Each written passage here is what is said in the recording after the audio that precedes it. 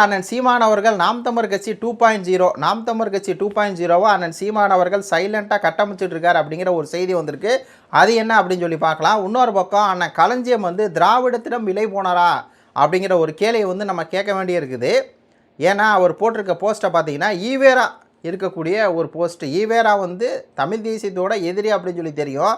ஆனால் அவருடைய அந்த ஈவேராவை ஏற்றுக்கிட்ட ஒரு கூட்டமைப்பில் போய் இவர் பேச போகிறார் அப்படின்னா இவர் விலை போயிட்டாரா அப்படிங்கிற ஒரு விஷயத்தை நம்ம கேட்க வேண்டியிருக்கு. அது என்னன்னு சொல்லி கேட்கலாம். அடுத்தபடியாக அண்ணன் சீமான் அவர்கள் விரட்டி விட்டார்ல அந்த துரோகியெல்லாம் விரட்டி விட்டதுக்கப்புறம் சில பேர் நினைப்போம், இப்போ காளியம்மாலாம் வெளியே போனோடனே ஐயோ இவங்கெல்லாம் இப்படி சீமான் அவர்கள் மேலாம் தப்பு இருக்குது அப்படி இப்படின்னு. ஆனால் வெட்டி விட்டு வெளியே போய் அவங்களுடைய முகத்திரையை பார்க்கும்போது அவங்க செய்கிற செயல்பாட்டை பார்க்கும்போது நம்மளுக்கு என்ன தெரியுது அப்படின்னா சீமான் 100% சரியாக தான் இருக்கார். சீமான் கூடையே இருந்து சீமான் முதுகில் இவங்க தான் குத்தியிருக்காங்க அப்படிங்கிறது நம்மளுக்கு தெரியுது. அப்போ அந்த 3 விஷயத்தை பற்றி இந்த காணொலியில் விரிவாக பார்க்கலாம். அதுக்கு முன்னாடி நம்ம சேனலை லைக் பண்ணி சப்ஸ்கிரைப் பண்ணிடுங்க. ஃபஸ்ட் அண்ணன் சீமானுடைய ஒரு சைலண்ட் ஆப்ரேஷன் அவர் பண்ணிகிட்டு இருக்காரு. என்ன அப்படின்னா நாம் தமிழர் கட்சி 2.0 கட்டமைக்கிறது தான் அதோட ஒரு விஷயம். இப்போ நாம் தமிழர் கட்சி 2026 எலெக்ஷனில் படுதோல்வி அடைஞ்சிருச்சு அப்படின்னு சொல்லி எதிர்கட்சிகளாக இருக்கட்டும் தாவகக்காரங்க எல்லாரும் எல்லாம் சொல்கிறாங்க. ஆனால் திருப்பி இதை எப்படி கட்டமைக்கிறது? ஏன்னா நம்ம 8ல் இருந்தோம் அப்படியே 4க்கு வந்துட்டோம். இது நம்மளுக்கு பார்க்கும்போதுமே அது எவ்வளோ பெரிய பின்னடைவு அப்படின்னா மீள முடியாத ஒரு பின்னடைவு அப்படிங்கிறது தான் யதார்த்தமான உண்மை. இப்போ இதுலேருந்து மீண்டு வரணும் என்ன பண்ணோம் அப்படின்னா ஆனால் சீமான் அவர்கள் என்ன பண்ணுறாருன்னா எதிர்கட்சியாக நம்ம செயல்படணும். இப்போ திமுக எதிர்கட்சி தான் அது பேருக்கு, ஆனால் அது எதிர்கட்சியாக செயல்பட முடியாது. ஏன்னா விஜய் அவர்கள் வைக்கக்கூடிய குற்றச்சாட்டுக்கு திமுகவில் பதில் சொல்லவே முடியாது. ஏன்னா எல்லா திருட்டுத்தனத்துக்கும் தாயார் இந்த திமுக தான். இப்போது டாஸ்மார்க்கில் விஜய் ஊழல் பண்ணுறாரு அப்படின்னு சொல்லி திமுக சொல்லிச்சு அப்படின்னா திமுக அதை கேட்குறதுக்கு தகுதி இருக்கான்னு சொல்லி விஜய் கேட்பார். அப்போ முடிஞ்சு திமுக ஆட்சியில் கொலை கற்பழிப்பு நடக்குது, அதையும் தாவே காட்சி நடக்குது. அப்போ இதை எடுத்து கேட்குறது திமுக தகுதி இருக்கானா இல்லை, அப்போ எதிர்கட்சியாக செயல்படணும் அப்படின்னு சொல்லி அண்ணன் சீமான் அவர்கள் முயற்சி பண்ணுறாரு. அண்ணன் சீமான் அவர்கள் அப்படியான ஒரு கட்டமைப்பு உருவாக்குறாரு அப்படிங்கிறத அந்த சைலண்ட் ஆப்ரேஷன்.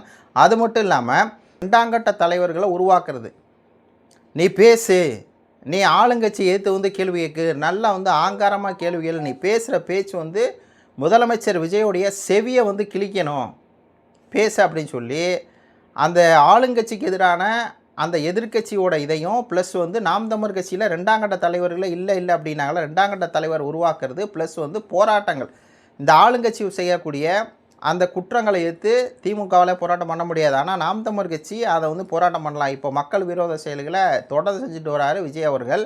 இப்போ இந்த நீட் தேர்வு கூட அவர் ஆதரவு கொடுக்கல. வாயில் பார்த்திங்கன்னா வாயை திறக்காமல் இருக்கார். இப்போ அந்த மாதிரி இடத்துல நாம் தமிழர் கட்சி நேற்றைக்கு ஒரு கூட்டம் போட்டு நம்ம பேசுகிறோம். அப்போ இதுதான் அந்த எதிர்கட்சியோட செயல்பாடு. சீமான் அவர்கள் தொடர்ந்து அவர் போராட்டத்துக்கு பங்கேற்க மாட்டார் அப்படிங்கிறது அது சைலண்ட் ஆப்ரேஷன்லாம் அது முக்கியமான ஒன்றுங்க.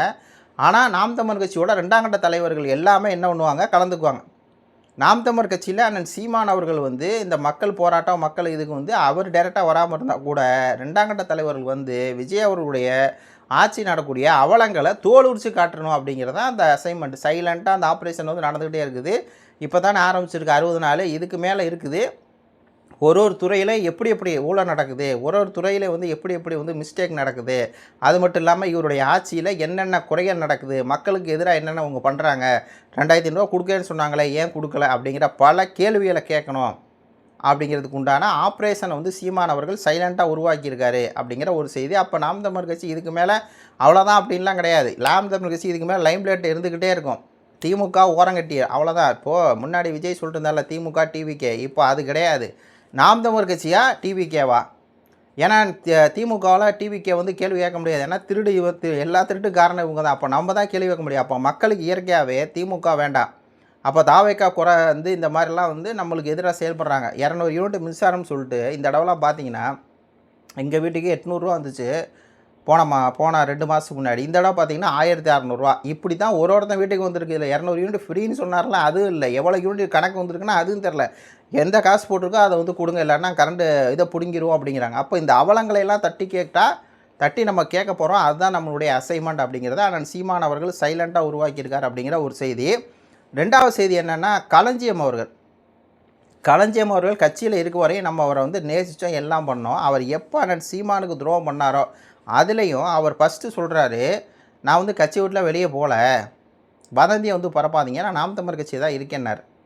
திடீர்னு பார்த்தா ஒரு நாள் கூட ஆகலை இந்த லோயலா மணி அப்படிங்கிற அந்த கேரக்டருக்கு வாழ்த்து சொல்கிறாரு. இவர் லோயலா மணி கேரக்டருக்கு வாழ்த்து சொன்னோன்னே ஆனால் இடுமான கார்த்தி ஒரு விஷயத்தை போடுறாரு. நீங்கள் வந்து பனையூர் போகணுன்னா நேராக திருமையான்மையூர் போங்க, எதுக்கு நுங்கம்பாக்கத்தில் இருக்கக்கூடிய லோயலா காலேஜ் வாசலை சுற்றிட்டு இருக்கீங்க அப்படின்னு ஒரு பதிவு. உடனே அந்த பதிவு போட்டோன்னே குற்றமில்ல நினச்சி தானே கொடுங்க. உடனே தனிநபர்களை வந்து நீங்கள் எப்படி பேசலாம், சீமான் தனிநபர்களை வந்து இப்படி தாகி அப்படி இப்படின்ட்டு அவர் கட்சி விட்டு வெளியே போகிறார். நாம் தமிழர் கட்சி தனி மனித தாக்குதல் பண்ணுது லோயலா மணி அப்படிங்கிறார். ஆனால் ஏன் பண்ணுது அப்படிங்கிறது இருக்குல்ல, லோயலா மணி சீமான் அவர்களை ஆபாசமாக பேசுகிறாப்புல. அப்போது ஒரு ஆபாச பேச்சாளர் தான் லோயலா மணி. அந்த ஆபாச பேச்சாளர் கலைஞரை வாழ்த்து சொன்னால் அப்போது இடுமான கார்த்தி என்ன பேசுகிறது சரிதான். அதுக்காக திருப்பி தனி மனித தாக்குதல் நடக்குது, ஒரு குறிப்பிட்ட கட்சியை மட்டும் விமர்சனம் பண்ணுறாங்க அப்படின்னு நம்ம கலைஞர் அண்ணன் வந்து வெளியே போகிறார். அப்படி வெளியே போய் இவர் என்ன பண்ணுறார் அப்படின்னா, திமுக சார்பாக இருக்கக்கூடிய இல்லாட்ட திமுக திராவிட சார்பாக இருக்கக்கூடிய ஒரு மாணவர் அமைப்பு நடத்தக்கூடிய போராட்டத்தில் இவர் போய் பேச போகிறார். வந்து திராவிட கூடாரம் நடத்துகிற ஒரு போராட்டத்தில் இவர் போய் பேச போகிறாரா. அதை வந்து போஸ்டர் நீங்களே வந்து பார்த்துருப்பீங்க. பெரியார் அப்படிங்கிறவரை இதே கலைஞர்னா எப்படி எப்படிலாம் பேசியிருக்கார். இன்றைக்கி பாருங்கள், சீமான் தப்பாக போயிட்டார். பெரியார் அமைப்பு வச்சுருக்க பெரியார் காரல் மார்க்ஸா, ஆமாம், அவங்களாம் இருக்கக்கூடிய அமைப்பு வந்து பார்த்திங்கன்னா இன்றைக்கி வந்து நல்ல அமைப்பாக இருக்குது. அந்த அமைப்பில் போய் இவர் வந்து பேச போகிறார். அப்படிங்கும்போது தான் நம்மளுக்கு எப்படி இருக்குது அப்படின்னா, நீட் தேர்வுக்கு எதிராக இவர் சீமானவர்கள் கூட எப்படி இவ்வளோ நாள் இருந்தார் அப்படிங்கிறத நம்ம வந்து கேட்க வேண்டியிருக்குது. ஆமாம், பெரியார், காரல் மார்க்ஸ், அம்பேத்கர், நம்ம இவர் காகிதம் இல்லத்தையா. அப்போது இவங்கெல்லாம் எப்படி சீமானை கூட இருந்துருக்குறாங்க, எல்லாம் அவங்க தேவைக்காக தான் இருந்திருக்காங்க அப்படிங்கிறது மட்டும் எனக்கு கன்ஃபார்மாக தெரியும். அதெல்லாம் வெளிப்படையாக நம்ம வந்து பேச முடியாது. ஏன்னா இவர் ஒரு படம் எடுத்தாருங்க, அண்ணன் களஞ்சியம். அந்த படத்தை அண்ணன் சீமான் வந்து நடிச்சிருக்காரு. அந்த படத்துக்கு அண்ணன் சீமான் வந்து சம்பளமும் வாங்க கிடையாது, கேரவானும் வேணாம் அப்படின்ட்டு எல்லாம் இது பண்ணார். சரிங்களா? அப்போது இந்த களஞ்சியம் அவர்கள் இப்போ அவர் போய் நிற்கிற திசையிலே தெரியுது இவர் வந்து விலை போனாரா விலை போலையா எப்படி இது நடக்குது அப்படிங்கிறது நல்லா தெரியுதுங்கன்னு வச்சுக்கோங்களேன்.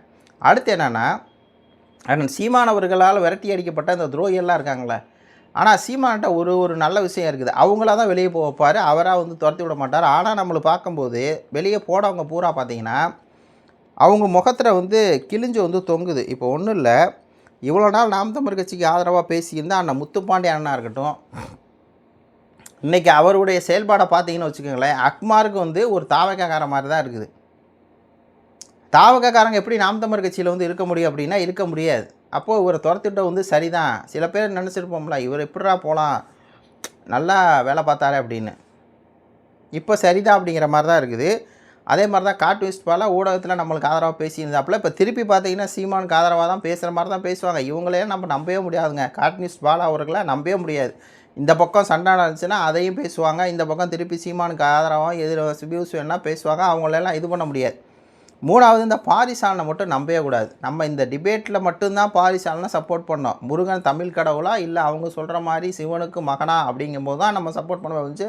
மற்றபடி பாரிசாலனை நம்ம ஒருபோதும் சப்போர்ட் பண்ணவே மாட்டோம். ஏன்னா அவர் தாவேக்கு ஆதரவாளர், காசு வாங்கிட்டு அது ஆதரவாளர் இருந்தவர் வந்து அந்த குற்றச்சாட்டு உண்மை தான். அதே மாதிரி தான் ஏகலைவன் வந்து சீமான் யார் அப்படின்னு சொல்லி அந்த டிவிக்கு அமைச்சர் கேட்டவுடனே சீமான் யார் அப்படின்னு சொன்னால் மலைக்கும் மணல் கேட்கும் அப்படிங்கிற மாதிரி சொல்கிறார்ல, அதை நம்ம வந்து ஏற்றக்கூடாது. ஏன்னா இவர் தான் பெரிய ஒரு வேலையை பார்த்துட்டு போனார். இப்போ முத்துப்பாண்டியனை களஞ்சி அண்ணாமெல்லாம் எதனால வெளியே போனாங்க அப்படின்னா இவருக்காக தான் வெளியே போகிறாங்க அப்படிங்கிற மாதிரிலாம் இருக்குது. என்னடா கொடுமை அப்படிங்கிற மாதிரி தான் இருக்குது. அப்போ இவர் திருப்பி வந்து நாம் தமிழர் கட்சிக்கு ஆதரவாக இது பண்ணாலும் நம்ம இது பண்ணக்கூடாது, சப்போர்ட் பண்ணக்கூடாது.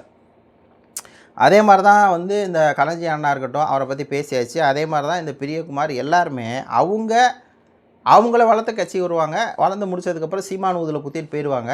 அப்போ சீமான் அவர்கள் வந்து விரட்டி விட்ட எல்லாருமே துரோகியெல்லாம் தான் இருக்காங்க. சீமானு மேலே அவங்க வைக்கிற குற்றச்சாட்டெல்லாம் ஒன்று கூட ஆதாரம் இல்லாமல் வீழ்ந்து போகுது அப்படிங்கிற மாதிரி தான் இருக்குது.